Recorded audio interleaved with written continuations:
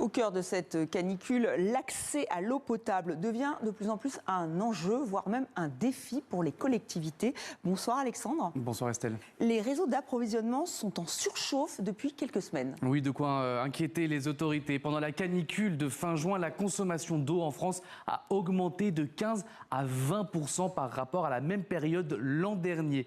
Plusieurs facteurs expliquent ce phénomène. On a d'abord l'agriculture, l'élevage notamment, avec les besoins en abreuvement et en refroidissement des bêtes. On a ensuite l'augmentation de fuites dans les réseaux d'eau à cause des fortes chaleurs qui abîment les canalisations.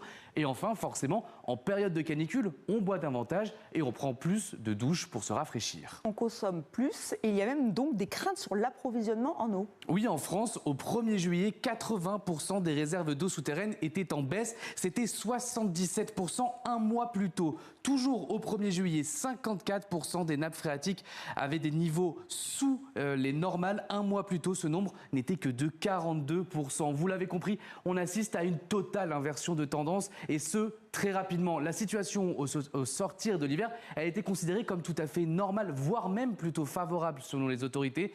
Il n'aura fallu que quelques semaines pour que l'on se retrouve sous pression.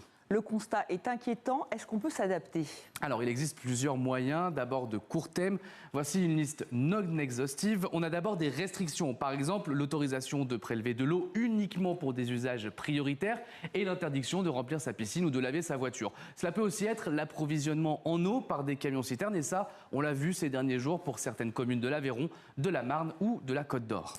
Est-ce qu'on peut faire des choses à long terme maintenant ? Oui, bien sûr. Regardez ce que dit Arnaud Bazir, c'est le vice-président exécutif de Suez et il le dit à nos confrères du Monde. Manifestement, cet été sera difficile à passer. Il faut qu'on adapte nos services d'eau et d'assainissement aux nouvelles configurations climatiques. Les collectivités travaillent sur plusieurs mesures, dont les interconnexions entre les différents réseaux d'eau pour sécuriser l'approvisionnement. En gros, l'union fait la force. Et puis, on a d'autres solutions qui sont avancées. Là aussi, une liste non exhaustive. Le renouvellement des canalisations, la récupération de l'eau de pluie, la réutilisation des eaux usées, le dessalement de l'eau de mer ou encore la végétalisation des villes pour réduire la chaleur et donc limiter les besoins en eau. Et voilà qui concerne donc la France, mais pas seulement l'Espagne et une bonne partie de l'Europe, où il y a une vague de chaleur extrême.